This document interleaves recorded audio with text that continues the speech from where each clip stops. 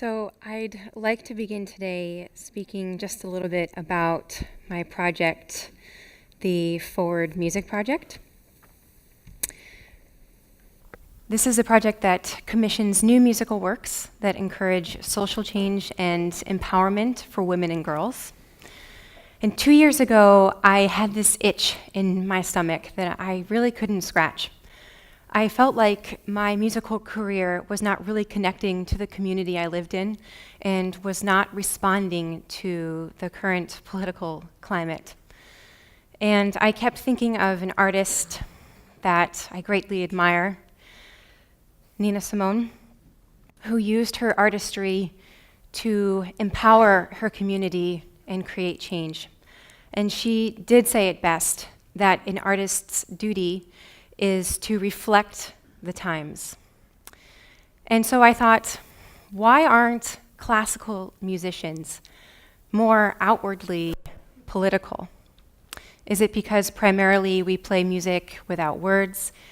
Is it because we have audiences that range on the political spectrum? Are we afraid to offend? And I wouldn't be able to talk about social change in classical music if I didn't approach the issue that classical music still has a great lack of diversity in the audience as well as on stage. When you picture a classical music concert, what do you see? Usually you see a grandiose hall, expensive ticket prices. And this conjures a feeling of elitism and exclusivity. And not only is there a lack of diversity on and off the stage, it's also in our history books. When we learn about the history of classical music, we read about Beethoven, Mozart, Haydn, Brahms, Debussy, all white male composers. If there's ever any mention of women or people of color, it's a side note. And you're lucky if they mention even more than a mere few. One of my favorite Twitter feeds is by Brian Lauritsen, and he is an advocate of diversity in the arts as well as an advocate for women composers.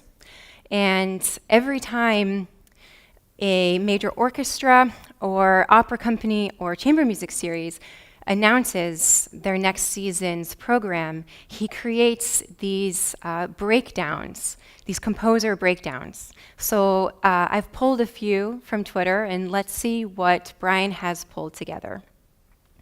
So we have the Philadelphia Orchestra, 50 different composers, men 49, women 1, dead 42, rest in peace, alive 8.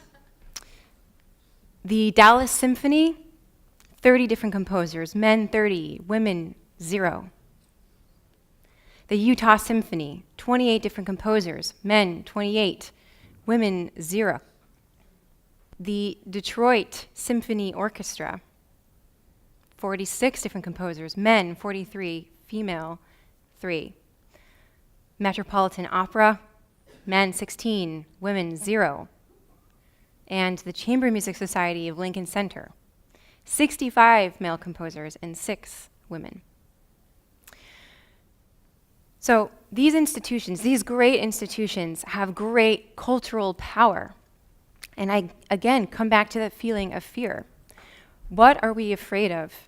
And why, in 2017, have we still not created equality in our concert programming? Yo-Yo Ma says that everybody is afraid. And when you connect with somebody through music, you can turn fear into joy. So I want to ask, who is it that you are actually seeking to connect with? And I'm not the only one that's addressing the issues around the country of lack of diversity in classical music. There are organizations that are doing really, really wonderful work to create inclusivity. Among them are the Sphinx organization that supports the work of African American and Latino classical musicians and puts instruments in hands of students across the country who otherwise would not have access to music education. And they're catchphrase is transforming lives through the power of diversity in the arts. There's the Dream Unfinished, which is an activist orchestra that supports New York City-based civil rights community organizations. The first year, they launched a concert by a very diverse orchestra in commemoration of the death of Eric Garner.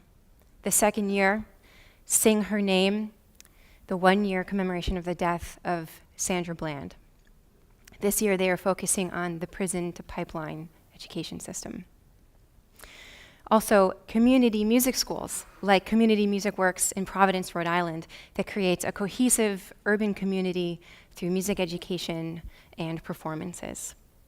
So with my project, the Forward Music Project, I wanted to use the cello as a platform to create social change and to raise awareness of women's issues.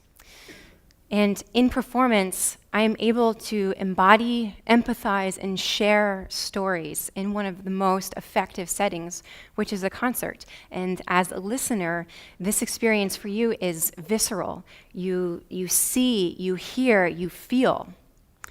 Music is healing. Music is empowering. So I commissioned 7 composers to write pieces for me based on their personal story or an issue that affects women and girls.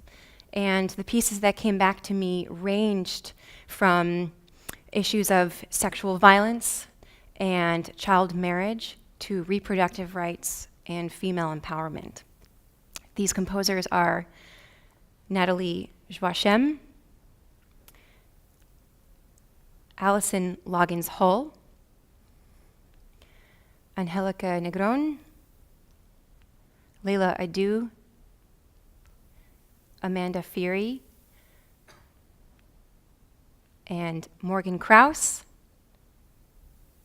and Jessica Meyer. And these women are the face of classical music today. These women are the future of music. And along with this project, instead of having the regular headshot cellist and cello, I wanted to create images that conjured how I felt about women's issues that were authentic to the project I created. So along with photographer Ryan Sherb, we created images that evoked the feeling of oppression,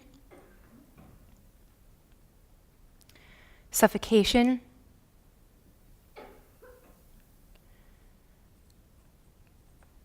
abuse,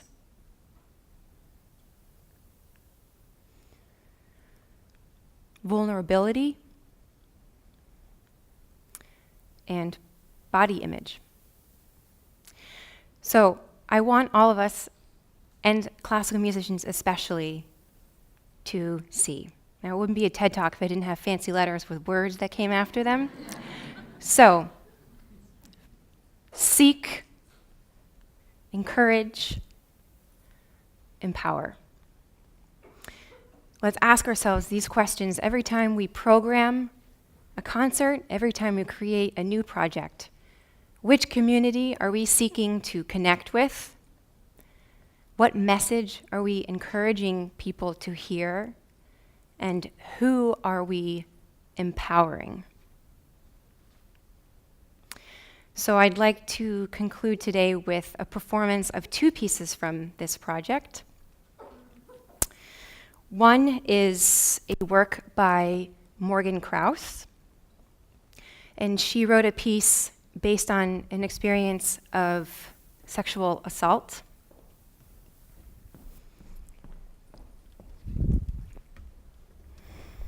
Thank you. These women can better explain their pieces than I.